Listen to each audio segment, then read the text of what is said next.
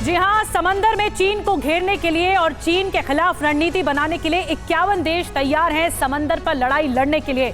नमस्कार, मैं हूं आपके साथ निधि वासंदानी, मेरे साथ मेरे सहयोगी समीर अब्बास भी मौजूद हैं और आपको आज हम बताएंगे कि ये सबसे बड़ा युद्धाभ्यास जो कि नेवल युद्धाभ्यास है विशाखापट्टनम में होने जा रहा है और 51 देश तैयार हैं इसके लिए। हिंदुस्तान के समंदर में इन दिनों वॉरशिप गरज रहे हैं। जी हां, एक दो नहीं बल्कि भारत में 50 देशों की नौसेना युद्धाभ्यास कर रही है। ऐसा पहली बार हुआ है कि इतने सारे देश मिलकर, वहां की नौसेना मिलकर किसी देश में युद्धाभ्यास कर रहे हो। जी हाँ, ये सब कुछ हो रहा है मिलन 2024 में। समंदर में दुनिया के इतने देशों की नौसेना के जुटने से चीन जबरदस्त टेंशन में है। उसका टेंशन में होना लाजमी भी है। इसकी एक नहीं कई वजहें। पहले देख लेते हैं कि हिंदुस्तान के समंदर में कितना बड़ा युद्धाभ्यास चल रहा है। सबसे बड़ा युद्धाभ्यास इसे क्यों कहा जा रहा है और क्यों है चीन जबरदस्त टेंशन में। हिंदुस्तान में 50 देशों की नौसेना विशाखापट्टनम में मिलन 2024 के तहत एक साथ एकजुट है। भारतीय समंदर में बड़े बड़े युद्धपोत वॉर ड्रिल कर रहे हैं और इसमें कई चीन विरोधी देश भी हैं, कई चीन के समर्थक देश भी शामिल हैं और चीन को घेरने की बड़ी रणनीति बन रही है। भारत की बढ़ती ताकत से चीन परेशान है और यह युद्धाभ्यास चलेगा कब तक, यह भी जान लीजिए। 27 फरवरी तक यह युद्धाभ्यास चलेगा और इससे जुड़ी जो बड़ी खबर है वो सबसे पहले हम आपके सामने रखने जा रहे हैं। जी, इस वक्त की एक और बड़ी खबर आपको बता दें, विशाखापट्टनम में आज से सबसे बड़ा युद्धाभ्यास जारी है और समंदर में चल रहा ये युद्धाभ्यास, जिसे मिलन 2024 का नाम दिया गया है। आज दूसरा दिन है इसका बताया जा रहा है क्योंकि 19 फरवरी से इसकी शुरुआत हुई और आज बड़े बड़े जंगी जहाज अपना करतब दिखाते हुए समंदर पर दिखाएंगे। 51 देशों की नौसेना इसमें शामिल हो रही है और ये जो पूरा युद्धाभ्यास है, ये जो एक्सरसाइज है, वॉर एक्सरसाइज 27 फरवरी तक चलेगी। सबसे बड़ी ये नेवी ड्रिल बताई जा रही है। समंदर पर रणनीति बनाई जाएगी ताकि चीन को, ड्रैगन को घेरा जा सके और इसके लिए ये युद्धाभ्यास कराया जा रहा है। कई युद्धपोत शामिल हो रहे हैं इसमें जो कि करतब दिखाते हुए भी दिखेंगे। विशाखापट्टनम में सबसे बड़ी नेवी ड्रिल चल रही है और इससे जुड़ी हुई, जिसके नाम दिया गया है मिलन 2024 की खास बातें क्या है आइए आपको बताते हैं। हिंदुस्तान में ये सबसे बड़ा युद्धाभ्यास है और इसीलिए इसे नेवी ड्रिल मिलन 2024 का नाम दिया गया। मल्टीलैटरल नेवल एक्सरसाइज है ये, जिसमें नौसेना के 51 देश शामिल हो रहे हैं भारत समेत। वॉरशिप जो है इसमें 35 वॉरशिप शामिल की गई है। एयरक्राफ्ट जो हैं 50 एयरक्राफ्ट शामिल किए गए हैं। कितने दिन? 27 फरवरी तक ये पूरी वॉर ड्रिल चलेगी। अब इसमें थीम क्या है? इसकी थीम रखी गई है सौहार्द, सामंजस्य और सहयोग। ये SSS थीम रखी गई है जिसमें दुनिया को संदेश देना है कि सुरक्षित है समुद्र और समुद्र पर यह रणनीति बनाई जा सकती है। इसकी शुरुआत साल 1995 में हुई थी। 1995 में कितने देश शामिल हुए थे? उस वक्त 4 देश शामिल हुए थे। अब 1995 से लेकर 2024 तक 51 देश मिलकर ये नेवी ड्रिल चला रहे हैं। और कुछ ज्यादा इंफॉर्मेशन के लिए मेरे सहयोगी समीर अब्बास का रुख करते हैं। जी हाँ निधि, और ये कहा जा रहा है कि चीन को थर्राने वाला समंदर में हो रहा ये शक्ति प्रदर्शन है। अब आपको बताते हैं समुद्री वॉर ड्रिल में चीन के लिए क्या खबर है, चीन इस कदर परेशान क्यों है और कैसे चीन पर बंदिशें लगती दिख रही हैं। सबसे बड़ा युद्धाभ्यास, ड्रैगन को क्या संदेश, ये समझ लीजिए। पहला संदेश चीन के खिलाफ बड़े वैश्विक गठजोड़ का। दूसरा, भारत के साथ दुनिया के 50 देश खड़े हुए हैं। 50 देशों की नेवी का साथ मिला है। यह बहुत बड़ा युद्धाभ्यास है। हिंद महासागर में इसके बाद चौकसी और ज्यादा बढ़ेगी। 5 समंदर में दादागिरी पर लगाम लगेगी। यह 5वां बहुत अहम पॉइंट है क्योंकि चीन किस तरह से समंदर में अपनी दादागिरी साबित करने की कोशिश करता है यह दुनिया जानती है। छठा, विस्तारवादी नीति पर लगेगा ब्रेक। 7वां, चीनी युद्धपोतों की जो मूवमेंट हो रही है इस पूरे रीजन में, उस पर रोक लगाई जा सकेगी। 8वां, छोटे देशों को आंख ना दिखाए चीन। ये एक बहुत ही क्लियर कट मैसेज भी देने की कोशिश की जा रही है। 9वां, चीन की हड़प नीति को ये बहुत करारा जवाब है। और जो 10वां पॉइंट है वो बहुत अहम है। चीन को अलग थलग करने की कोशिश भी इसके जरिए की जा रही है और यही वजह है कि इस वॉर ड्रिल से छटपटाता हुआ चीन नजर आ रहा है। हमारे साथ कुछ खास मेहमान मौजूद हैं, जल्दी से उनका रुख करते हैं। प्रोफेसर संजय भारद्वाज हमारे साथ मौजूद हैं, विदेश मामलों के जानकार, और नेवल कैप्टन श्याम कुमार साहब हमारे साथ मौजूद हैं इस वक्त इस ड्रिल पर बात करने के लिए।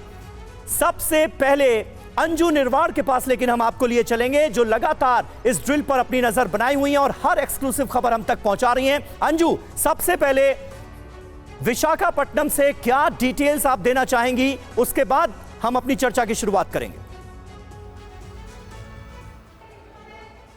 जी देखिए, मैं आपको यहाँ पर दिखाना चाहती हूँ कि मैं इस वक्त INS विशाखापट्टनम में हूँ और यहाँ पर आपको सबसे पहले मैं तस्वीर दिखाना चाहती हूँ, क्योंकि ये देश की सबसे बड़ी ताकत वाली तस्वीर है और सबसे बड़ी बात है कि सौहार्द, सामंजस्य और सहयोग को बढ़ावा देने वाली पूरी एक ड्रिल की जा रही है। मिलन एक्सरसाइज, एक इतनी बड़ी एक्सरसाइज जिसमें दुनिया भर के जो शिप्स हैं, वॉरशिप्स हैं, वो इसमें हिस्सा ले रही हैं। आप सोचिए कि बड़े बड़े देश इस मिलन 24 में हिस्सा ले रहे हैं। America, Australia, Japan, Vietnam, Thailand के अलावा मालदीव, जो कि पहले मालदीव नहीं आने वाला था लेकिन मालदीव भी आ गया। तो इस तरीके से कुल 51 जो वॉरशिप्स और कंट्रीज हैं वो इस तरीके से जुड़ रही हैं। इसमें यूके भी शामिल हो रहा है। तो आप समझिए कितनी बड़ी ये तस्वीर और कितनी बड़ी ये एक्सरसाइज होने वाली है। जी, तो कहा जा सकता है अंजू कि चीन के जो विरोधी देश हैं वो भी हैं और समर्थक देश भी इसमें शामिल हैं।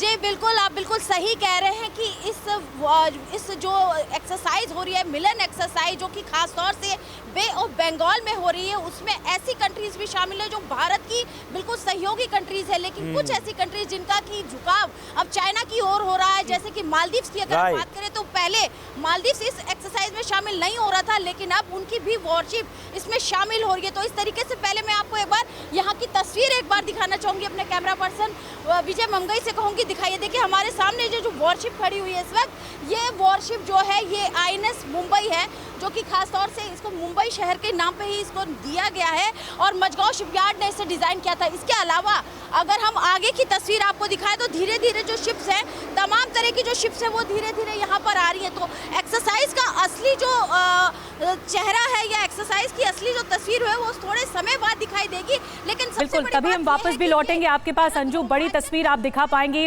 विशाखापट्टनम में जो नेवी एक्सरसाइज है, नेवल एक्सरसाइज, 51 देश मिलकर समंदर पर रणनीति बनाने की कोशिश कर रहे हैं। हमारे साथ नेवल कैप्टन श्याम कुमार जी मौजूद है और उनसे बेहतर शायद कोई और नहीं समझा पाएगा कि जो नेवी की एक्सरसाइजेज होती है वो किस तरह की होती है, कैसे स्ट्रैटेजी बनती है। 18 युद्धपोत सर शामिल हो रहे हैं, आप क्या बताना चाहेंगे इसमें? सबसे पहले तो मैं भारत को और भारतीय नौसेना को बधाई देना चाहूँगा।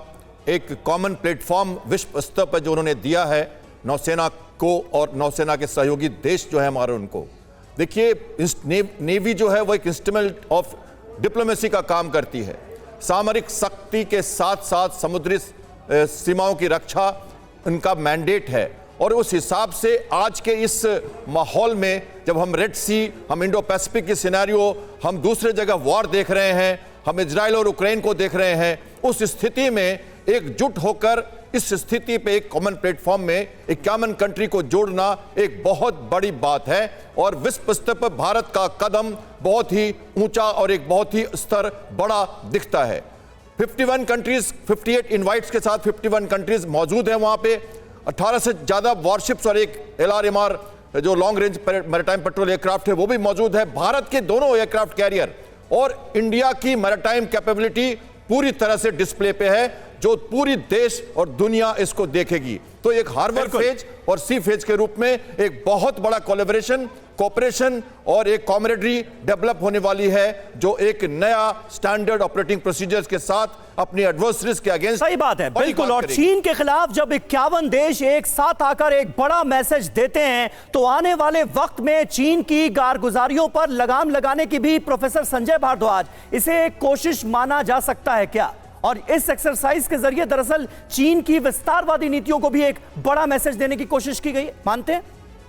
देखिए, बात आपकी ठीक है कि चीन कोइंसिडेंटली चीन के विरुद्ध एक तरीके से खेमेबाजी कह सकते हैं, लेकिन मैं इस बात को बहुत ज्यादा सहमत नहीं हूँ। अच्छा, बात यह है कि जो तीन पर्टिकुलरली जो साउथ चाइना सी है, इंडियन ओशन है और रेड सी है, उसमें जिस तरीके से इनसिक्योरिटी बढ़ रही है उसके लिए सबसे बड़ा जो कारण है वो चीन का विस्तारवाद है। तो आप इसको कह सकते हैं कि चीन के विस्तारवाद एक कंसर्न है, और जिसकी वजह से जो कंट्रीज, लगभग जो 4 कंट्रीज से जो एक एक्सरसाइज शुरू हुआ था, आज 51 कंट्रीज उसमें जुड़ चुके हैं। तो निश्चित रूप से ये जो विस्तारवाद है, जो रिविजनिस्ट अप्रोच है चीन का, इसके लिए आप जिम्मेदार मान सकते हैं। लेकिन मैं 2-3 बातें और जोड़ना चाहूंगा। देखिए, ये इसकी शुरुआत हुई थी, जो हमारा लुक ईस्ट पॉलिसी है, वहां से शुरुआत हुई थी। आपने 1995 का जिक्र किया, और उसमें जो महत्वपूर्ण पक्ष थे उसमें कॉमर्शियल कनेक्टिविटी की बात थी,